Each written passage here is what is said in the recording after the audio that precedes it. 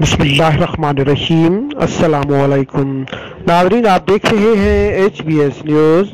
लतीफ़ाबाद कोहसार हैदराबाद। हम अवाम पाकिस्तान वेलफेयर का क़याम सदर नदीम शाह, शुमाइला नदीम और दीगर ओहदेदारों ने खिताब करते हुए कहा है कि पाकिस्तान हमारा वतन है। कोरोना वायरस की तीसरी लहर से अवाम में खौफ और हरास के साथ कारोबारी सरगर्मियां भी मुतासिर है। हमारी जद्दोजहद का मकसद गरीब अवाम की मदद करना है।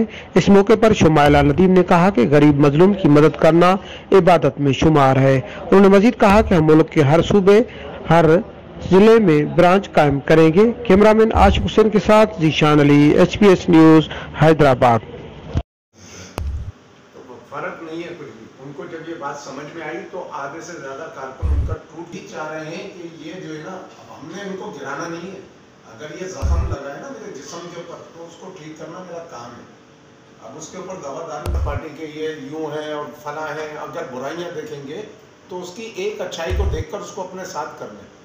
किस तरीके से कर लें? मोहब्बत से, भाईचारगी से।